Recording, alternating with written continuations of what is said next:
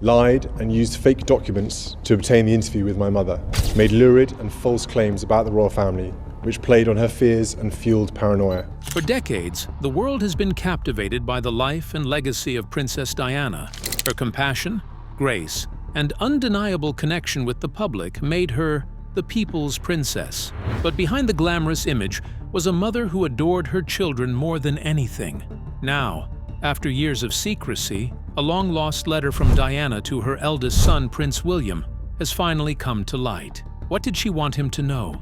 Join us as we uncover the shocking contents of Princess Diana's lost letter to Prince William and the secrets it reveals.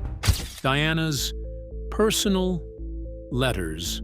It all began quietly, almost unnoticed, in the catalogue of a London auction house in July 2004.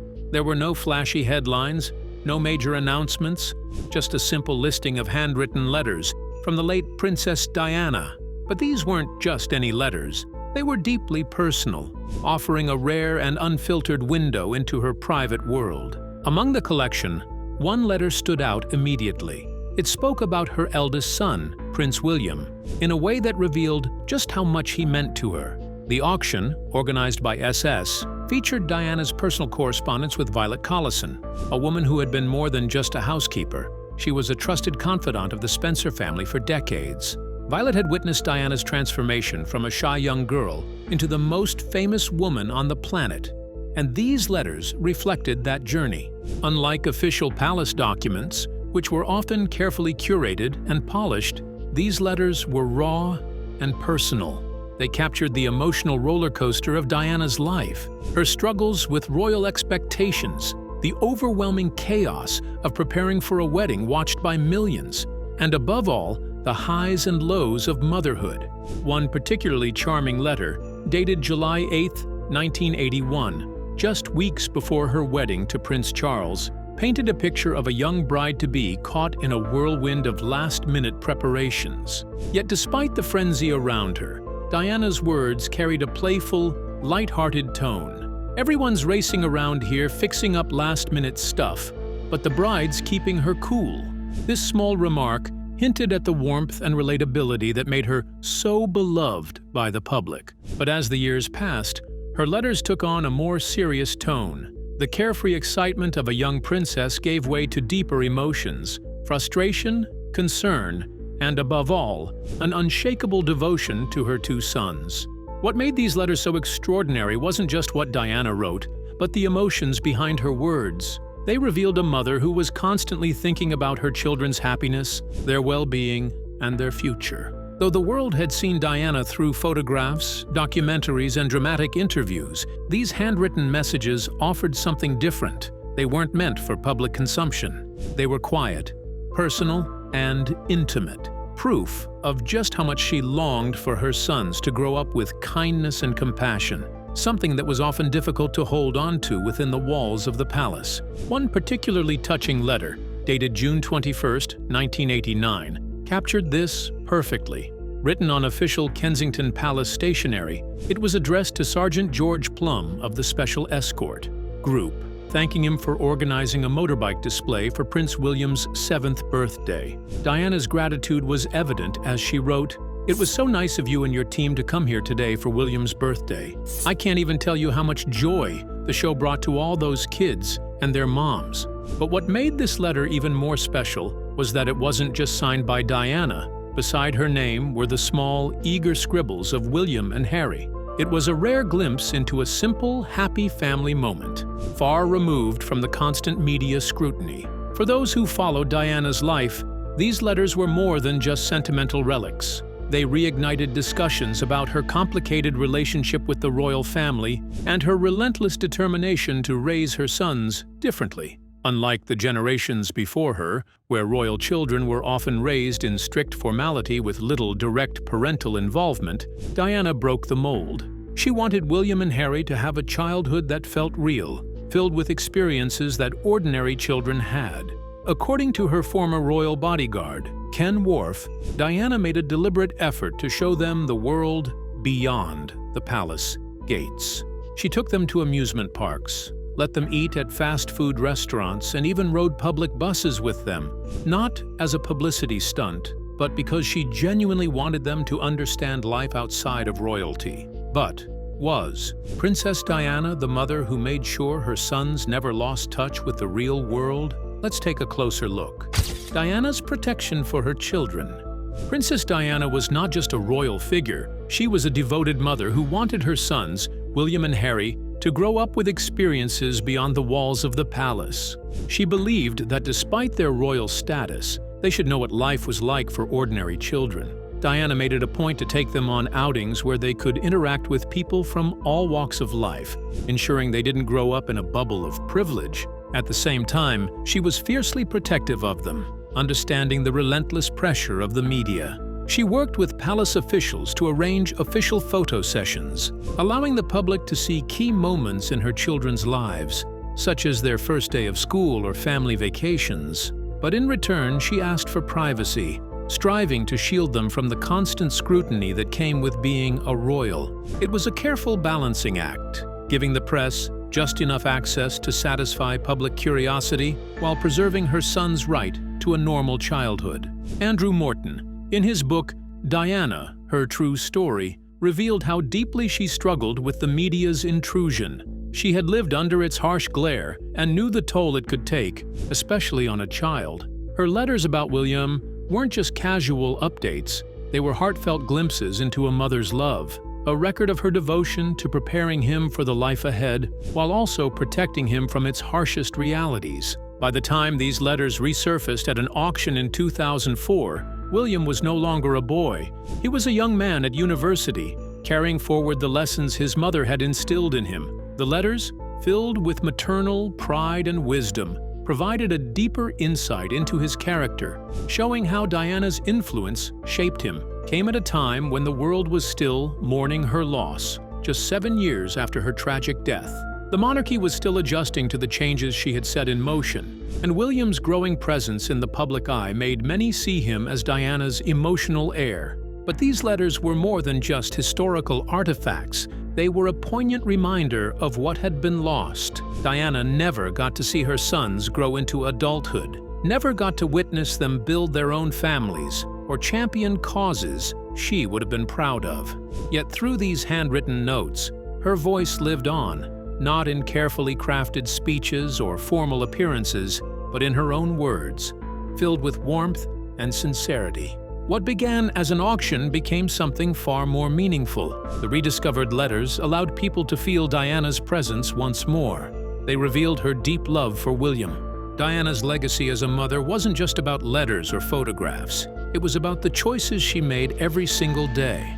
Some of those choices were bold. Some were quiet acts of defiance against royal traditions. But at the heart of it all was one simple truth. Before William and Harry were global figures, they were just two young boys with an extraordinary mother. Diana understood that with their privilege came immense pressure, and from the very beginning she was determined to give them more than just titles. Did her children's upbringing reflect character, compassion, and a connection to the world beyond the palace gates? Let's find out. Diana's parenting style. On June 21, 1982, Princess Diana became a mother for the first time when she gave birth to Prince William. At just 20 years old, her transition into motherhood was immediate and deeply transformative.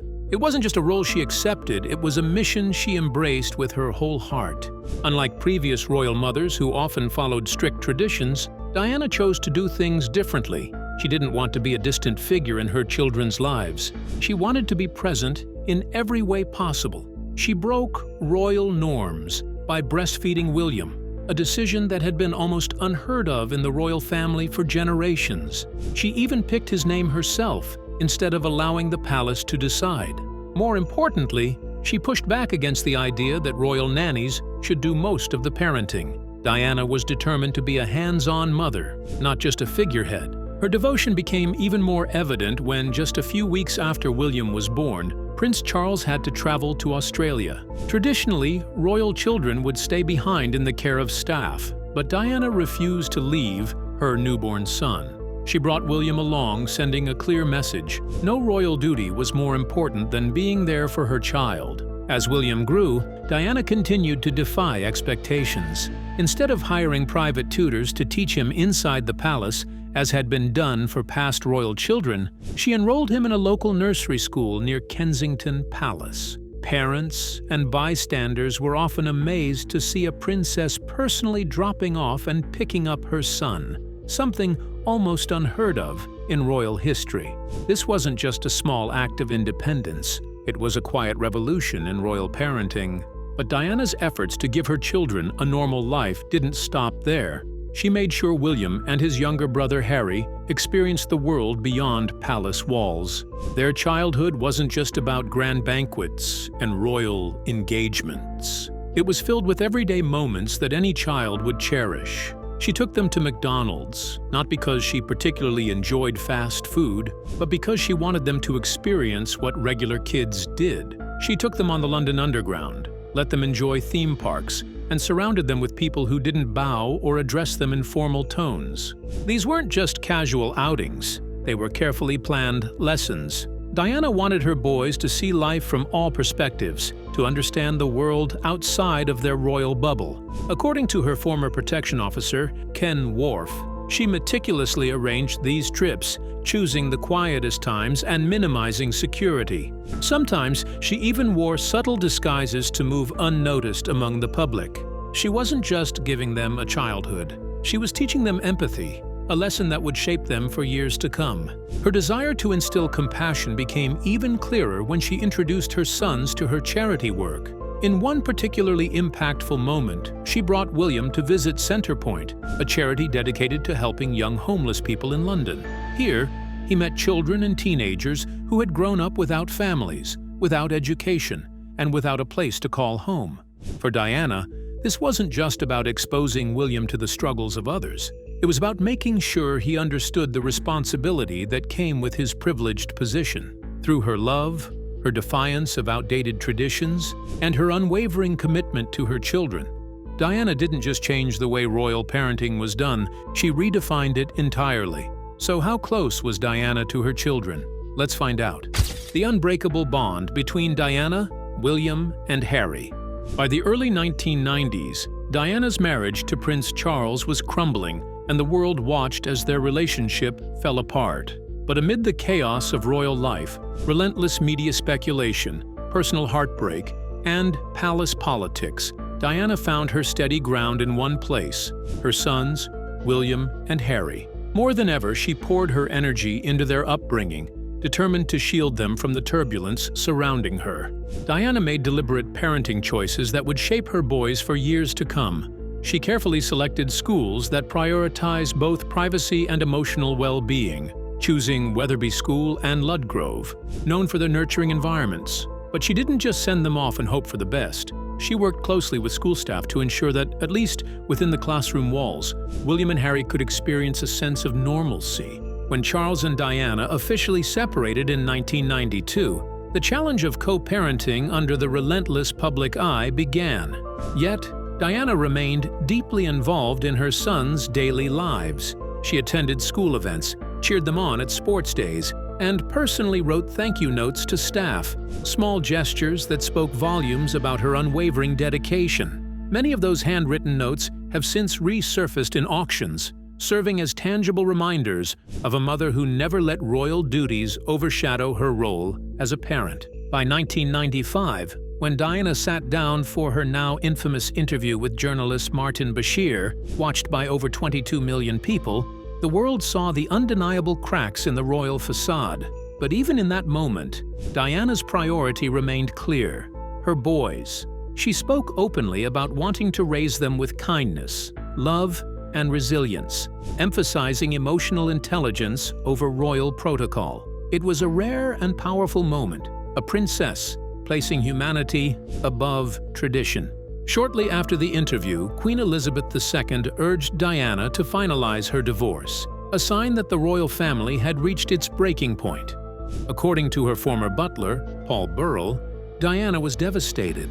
She reportedly felt as though she was being pushed out, her voice unheard.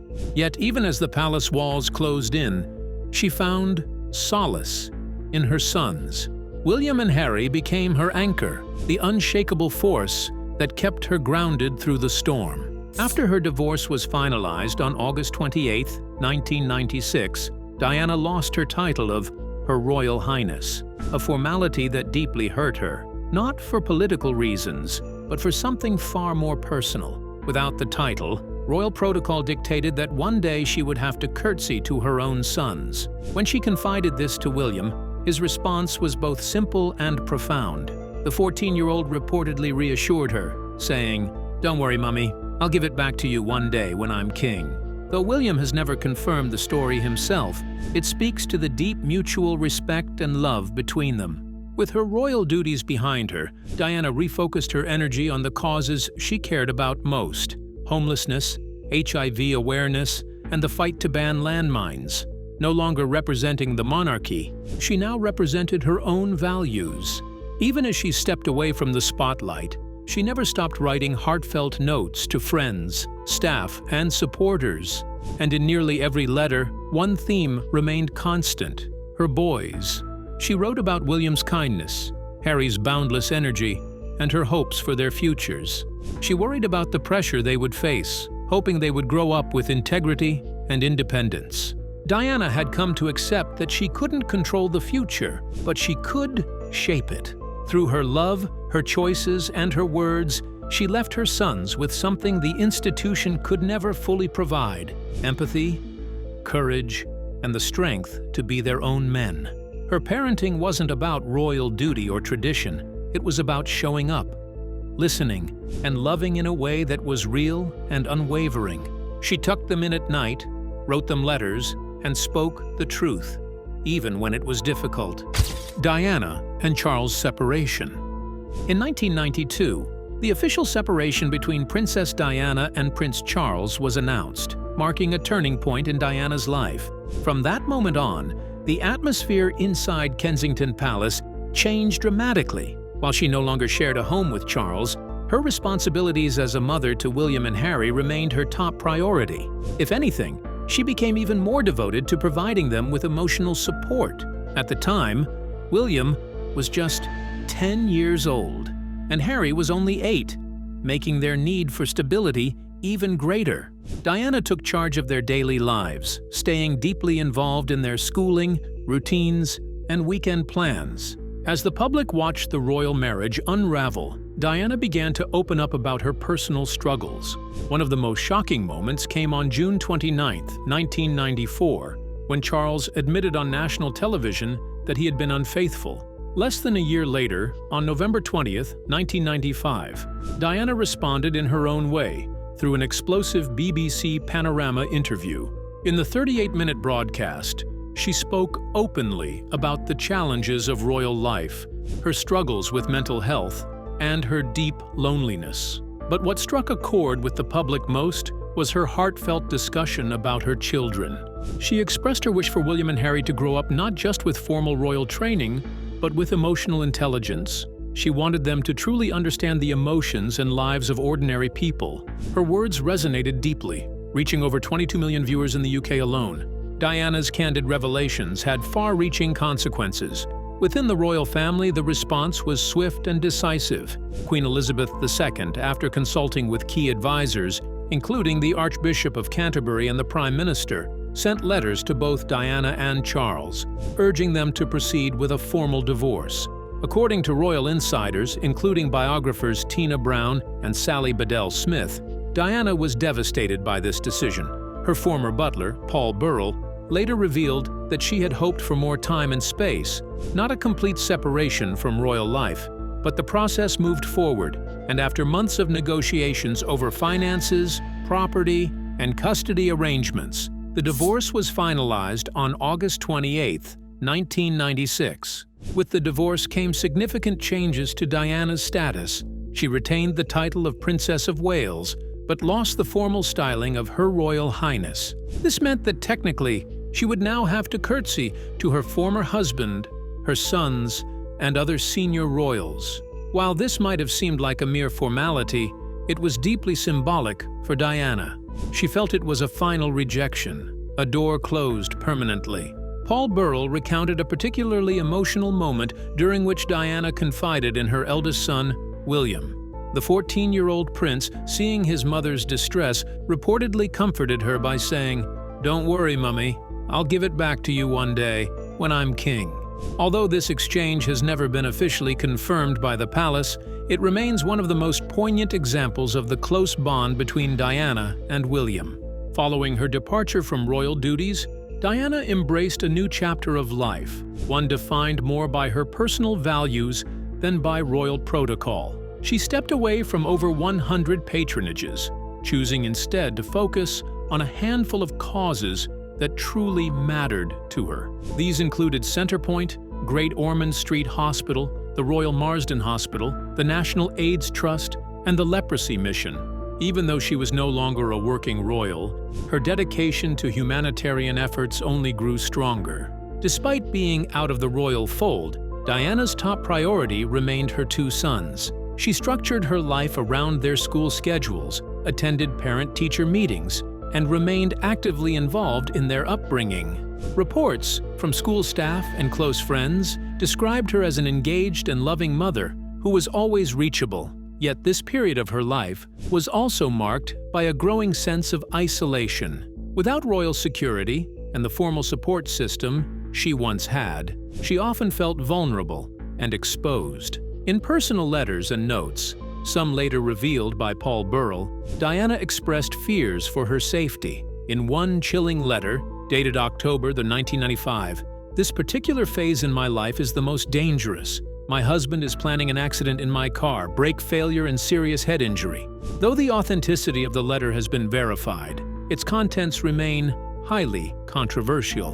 Whether or not her fears were justified, they painted a picture of a woman who felt constantly watched and deeply unsettled. Yet, despite these pressures, Diana never wavered in her commitment to making a difference. In January 1997, she traveled to Angola with the International Red Cross to campaign against landmines. Images of her walking through a recently cleared minefield, clad in protective gear, became some of the most powerful and enduring photographs of her later life. It was a testament to her bravery and her belief in using her platform to bring attention to global issues. Throughout her final months, Diana remained focused on preparing William and Harry for the future. She wanted them to understand leadership not as a position of power, but as an opportunity to serve others. Close friends and advisors have recounted how she instilled in William a sense of duty rooted in compassion.